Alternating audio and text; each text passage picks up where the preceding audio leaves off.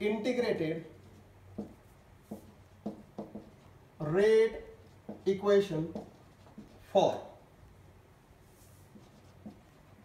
zero order reaction. बघा, आज आपल्याला पाहायचं integrated rate equation for zero order reaction. बरं, integrated rate equation for zero order reaction काय असते किंवा कशाला म्हणतात? तर बघा, पहिले झिरो ऑर्डर रिएक्शन काय असते? झिरो ऑर्डर रिएक्शन, या झिरो ऑर्डर रिएक्शनचं मीनिंग असते the reaction rate does not depends on concentration of reactant. बघा, the reaction rate does not depends on concentration of reactant. याचंच मीनिंग असते की रिएक्शनचा जो पाथ आहे हा इंडिपेंडेंट असते, रिएक्शनचा जो रेट आहे हा इंडिपेंडेंट असते ऑन द कन्सन्ट्रेशन. तुम्ही रिएक्टंटचं कन्सन्ट्रेशन कितीही वाढवा आणि कितीही कमी करा, रेट जसा पाहिजे त्याच्या स्वतःनुसार जाणार. रेटचा जो स्पीड असेल किंवा जो स्पीड म्हणतो आपण रेट ऑफ रिएक्शन जे आहे ना किंवा स्पीड ऑफ रिएक्शन जे असेल ते स्वतः रिएक्शन स्वतःनुसार जाते, म्हणजे त्याला त्या रिएक्टंटच्या कन्सन्ट्रेशनचं काही घेणं देणं नाहीये. So what is zero order reaction? The reaction rate does not depends on the concentration of reactant is nothing but a zero order reaction. ज्या ठिकाणी x ची व्हॅल्यू 0 असेल. बघा, हे झाली झिरो ऑर्डर रिएक्शन. आपल्याला तर मेन पाहायचं इंटिग्रेटेड रेट इक्वेशन. मग आता इंटिग्रेटेड रेट इक्वेशन जर बघायचं असेल तर काय करावं लागेल? बघा, आपल्याला इंटिग्रेटेड रेट इक्वेशन बघायचं, याच्यासाठी आपल्याला काय कन्सिडर करावं लागेल? झिरो ऑर्डर रिएक्शन कन्सिडर करावं लागेल. बघा, कन्सिडर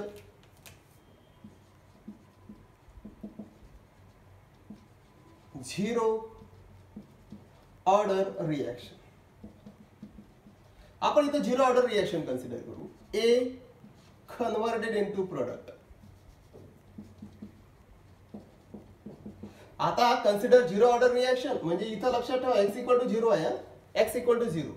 आपण हीच रिएक्शन फर्स्ट ऑर्डर साठी पण यूज केली होती, पण तिथे x इक्वल टू 1 दिला होता. It is zero order reaction. आता on the basis of definition, आता मी सहज इथं वेगळं लिहून दिलं. On the basis of definition काय लिहिसाल? डेफिनेशनच्या बेसिसवर रेट इक्वल टू अप्लाय करा. Rate equal to minus DA upon DT equation 1. आठवते rate equal to minus D upon DT. या एचं कन्सन्ट्रेशनला कन्सिडर करून जर तुम्हाला रेट काढायचा असेल तर काय असेल? रेट इक्वल टू मायनस का बरं वापरलं? कन्सन्ट्रेशन ऑफ रिएक्टंट डिक्रीज होते. Minus DA upon DT on the basis of rate law. Rate law काय म्हणतो? On the basis of rate law rate equal to माहिती आहे तुम्हाला, rate equal to directly proportional असते concentration of reactant to the exponent x.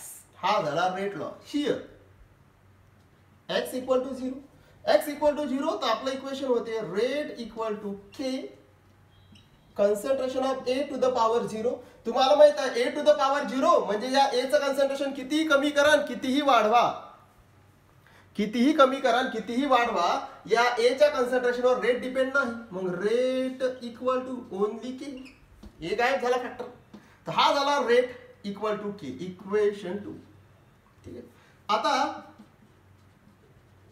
From equation 1 and 2 काय लिहू शकतो आपण सांगा? लेफ्ट हँड साइड सेम आहे, लेफ्ट हँड साइड सेम आहे तर राईट हँड साइड सेम असायला पाहिजे. बघा, रेट इकडे रेट इकडे काय आहे? Minus D A upon D T equal to what? Only K. इकडे केस राहिला फक्त. ठीक आहे. हे झालं इक्वेशन 3. सेम प्रकार आहे. बघा, रिअरेंज इक्वेशन 3. याला रिअरेंज करू आपण. रिअरेंज कसं असेल? इकडे आता मायनस तिकडे घेऊन जाऊ, इकडे ठेवू फक्त D A equal to minus इकडे ठेवला फक्त डी ए, हा इकडे घेऊन गेलो minus K multiplied by D T equation 4. Integrated equation 4 with in limits. पुन्हा तेच प्रकार आहे जसं आपण फर्स्ट ऑर्डर रिएक्शन मध्ये पाहिलं होतं, सेम प्रकार इथं आहे. Integrated equation for with in limits. तुम्हाला माहित आहे हे चेंज इन कन्सन्ट्रेशन आहे, याचे लिमिट्स आहेत. काय असते चेंज इन कन्सन्ट्रेशन? कुठं होते? A0 to AT, initial concentration to final concentration. So A0 upon AT मध्ये आपल्याला इंटिग्रेट केलं equal to minus K, constant आहे. इंटिग्रेट करणार, याला इंटिग्रेट करायचा टाइम काय असतो? 0 टू T dt. आता इकडे साधा आहे, लक्षात ठेवायचं. इंटिग्रेशन असेल बघा, इंटिग्रेट केलं आपण, जर आपण डेरिव्हेटिव्ह ऑफ ए किंवा डेरिव्हेटिव्ह ऑफ ए ला जर इंटिग्रेट केलं विद इन लिमिट्स, तर तुम्हाला माहिती आहे लिमिटची सबस्ट्रॅक्शन होते. इथं नॅचरल लॉग लागत नाही, हा इथं सबस्ट्रॅक्शन होते लिमिटची. म्हणजे आपल्याला भेटेल AT मायनस, याला सॉल्व्ह केलं तुम्ही तर AT मायनस, डायरेक्ट लिहून देता इथं A0 equal to integration derivative get cancel minus KT. हे आहे इक्वेशन. आता मायनस KT ला इकडे घेऊन या आणि इकडे घेऊन जा. सांगा मायनस KT इकडे आला तर प्लस KT इक्वल टू, हा इकडे नेताना डिफिकल्टी येते. हा पहिले काय लावावं लागेल? हा मायनस A0 इकडे गेला प्लस A0, हा प्लस AT इकडे गेला तर minus AT. So T equal to what? T equal to A0 minus AT upon K. हे जे इक्वेशन मिळालेलं आहे तुम्हाला इथं, या इक्वेशनला काय म्हणतात बघा थोडस. हे जे इक्वेशन आहे T इक्वल टू काय राहील बघा? A0 minus AT upon K. हे जे इक्वेशन आहे हा T इकडे घेऊन गेलो. हे कोणतं इक्वेशन आहे? या इक्वेशनला म्हटलं जाते zero order reaction. Zero order रिएक्शनचं आहे इंटिग्रेटेड रेट इक्वेशन. बघा T equal to A0 minus AT upon K. What is A0? Initial concentration at time 0 minus AT final concentration of reactant A at time T. तुम्ही याच्या value put करू शकता नंतर पण हे झालं equation. It is zero order reaction. ठीक आहे, फॉर झिरो ऑर्डर रिएक्शन. आणि हा झाला इंटिग्रेटेड रेट इक्वेशन. ओके, महत्वाचं आहे.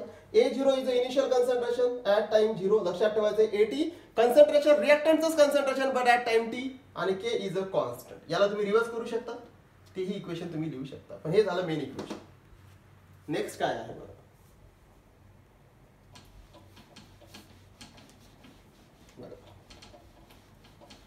नेक्स्ट पाहायचं पुन्हा आपल्याला हाफ लाईफ पिरियड काय असतो बघा.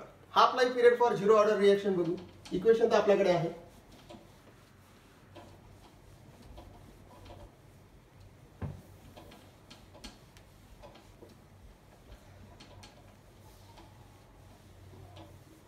सिंपल आहे आणि इझी असते. काय बघ, half life period for zero order reaction.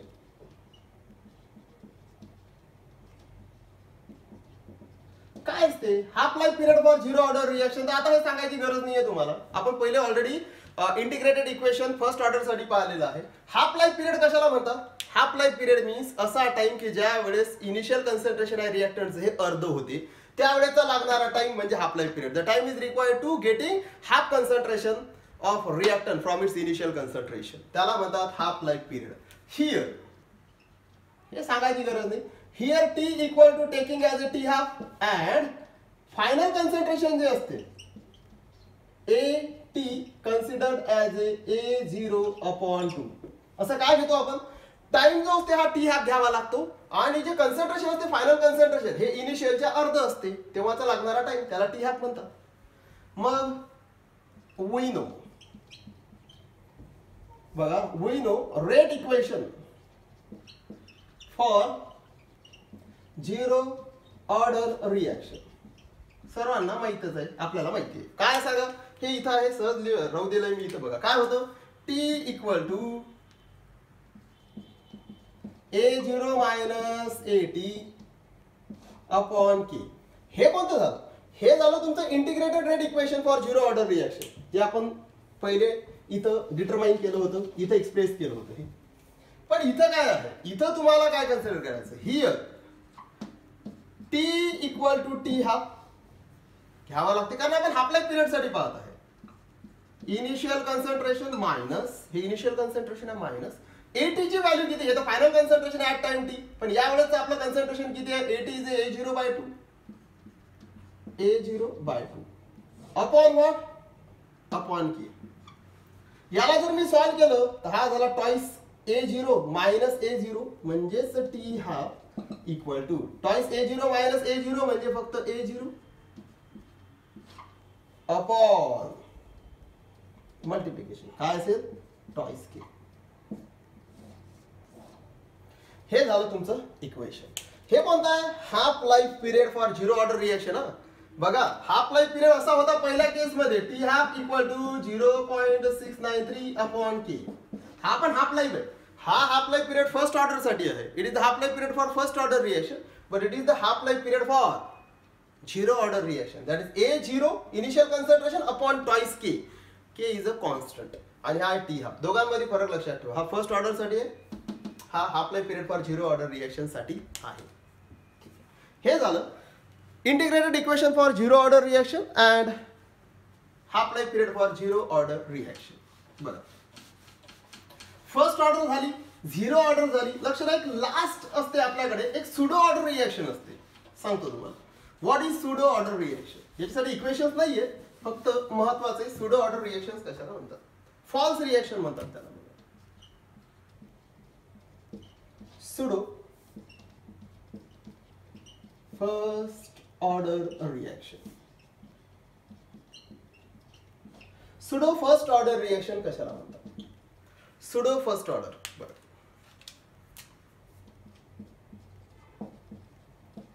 the reaction which look like or which appear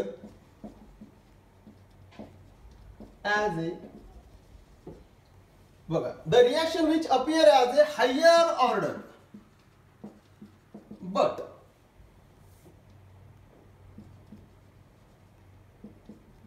reality is that which is first order called as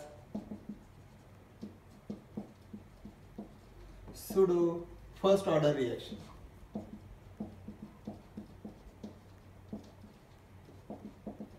कशाला म्हटलं जाते pseudo first order reactions कशाला म्हणतात, the reaction which appear as a higher order.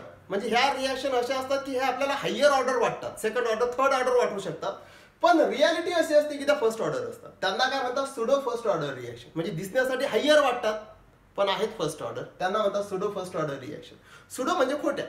ह्या बघा sudo first order म्हणजेच काय असतं की असण्यासाठी वाटतात हायर पण असतात त्या first order. So it is called as pseudo order reaction और pseudo first order reaction. Generally याचे एक्झाम्पल तुम्ही लक्षात ठेवा. Example, hydrolysis of ester. बघा जनरली म्हणत आहे मी शब्द, जनरली जेवढ्या हायड्रॉलिसिस रिएक्शन होतात किंवा मॅक्झिमम हायड्रॉलिसिस रिएक्शन असतात त्या सुडो फर्स्ट ऑर्डर वाटतात आपल्याला. तर इथं आहे हायड्रॉलिसिस ऑफ ईस्टर. कसं, CH3 CO O CH3 it is methyl acetate undergoes hydrolysis converted into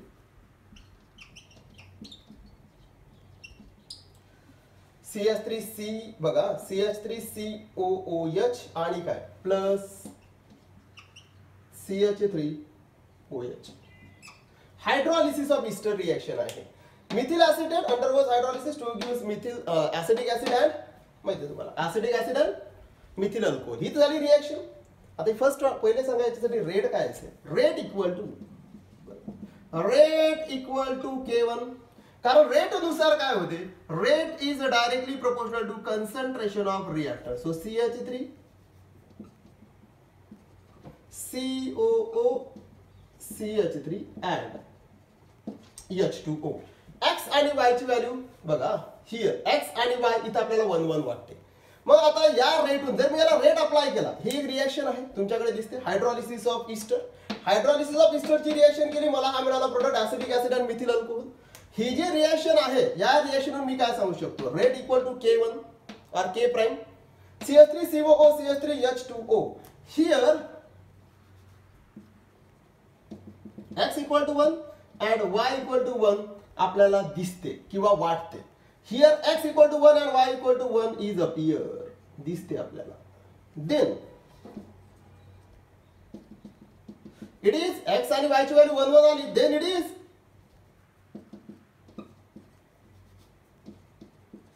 second order reaction. बघा, here x आणि x म्हणजे x ची व्हॅल्यू आणि y ची व्हॅल्यू किती वाटते आपल्याला, 1 1 वाटते. So it is appear second order reaction. जर आपण हायड्रोलिसिस केलं आणि आपण म्हटलं बघा the rate of reaction depends upon CH3COH आणि H2O, तर तुम्ही म्हणता x ची व्हॅल्यू 1 आहे, y ची व्हॅल्यू 1 आहे, काही दिलेलं नाहीये म्हणजे 1 1 आहे. मग 1 1 आहे, जर x ची व्हॅल्यू 1 y ची व्हॅल्यू 1 जर अपियर वाटत असेल किंवा होत असेल तर तुम्ही म्हणता it is second order reaction. Reality काय आहे, but reality is that concentration of H2O taking as a constant, that is K double prime. कसं, लक्ष द्या, इथं जे वॉटर आहे ना या रिएक्शन मध्ये हे एक्सेस अमाऊंट घ्यावं लागते. एक्सेस अमाऊंट मध्ये घ्यावं लागते याचा अर्थ काय की मिथिल ऍसिडेटचं जोपर्यंत ऍसिटिक ऍसिड आणि मिथिल अल्कोहोल मध्ये कन्व्हर्शन होत नाही त्याच्यामध्ये हा वॉटर ऍड करत राहावं लागतो, वॉटर ऍड करत राहावा लागतो. म्हणजे याचं जे प्रमाण आहे ना हे तुम्हाला एक्सेस अमाऊंट मध्ये घ्यावं लागते. आणि एक्सेस अमाऊंट मध्ये जर घ्यायचं तर याचं concentration as a constant consider केलं जाते, कारण त्याच्यामध्ये काही फार मोठा बदल नाही होत इनिशियल आणि फायनल मध्ये. सो याचं कन्सन्ट्रेशन एवढं जास्त घेतात की याचं कन्सन्ट्रेशन तुम्हाला काय कन्सिडर करावं लागते, कॉन्स्टंट कन्सिडर करावं लागते. आणि याचं जर कन्सन्ट्रेशन आपण कॉन्स्टंट कन्सिडर केलं वॉटरचं तर मला सांगा काय होईल कंडिशन, रेट इक्वल टू, बघा का बरं constant, it is taking is a large amount, it is excess amount, लक्षात ठेवा. Y H2O taking in excess amount. H2O एवढा जास्त घ्यावा लागतो की त्याला कॉन्स्टंट कन्सिडर करतात किंवा त्याच्यामध्ये काही जास्त बदल नाही होत. घ्यास तो खूप सारा घ्यावा लागतो म्हणजे तो थोडाफार प्रमाणात कमी होत नाही कारण ऑलरेडी जास्त प्रमाणात असते. So it considered as A constant. तो जर कॉन्स्टंट आहे तर आपलं इक्वेशन भेटलं, rate equal to K1 CH3 COO CH3 आणि इथं कोण K डबल डॅश. का बरं घ्यावा लागला, कारण हा कॉन्स्टंट आहे water. Here K1 multiplied by K2 equal to K. जर K1 आणि K2 ला जर मी K कन्सिडर केलं तर काय होईल इक्वेशन सांगा, rate equal to K CH3 COO CH3. सांगा बरं, x ची व्हॅल्यू तर आली, y ची तर कट ऑफ झाली ना. y ची व्हॅल्यू तुम्हाला 1 वाटत होती सेकंड ऑर्डर, पण आता सांगा काय आहे, it is first order reaction. Reality अशी आहे की फर्स्ट ऑर्डर रिएक्शन आहे. आली का फर्स्ट ऑर्डर रिएक्शन. का बरं ही फर्स्ट ऑर्डर झाली, हे बघा इट इज फर्स्ट ऑर्डर. काय झालं बघा, रिएक्शन झाली होती अशी, याच्यावरून जर तुम्ही रेट लॉ लिहिला तर तुमच्या लक्षात येईल rate equal to K CH3COO CH3 that is ester and water. म्हणजे आपल्याला हे वाटते का वॉटर जर कन्सिडर केलं तर आपण म्हणतो x equal to 1 y equal to 1 it appear look like or it is look like that of second order reaction. हे आहे सेकंड ऑर्डर रिएक्शन. पण रियालिटी अशी आहे की हायड्रोलिसिस करत असताना वॉटर एवढ्या जास्त प्रमाणात घ्यावं लागते की ते कॉन्स्टंट कन्सिडर करतात. ते जर कॉन्स्टंट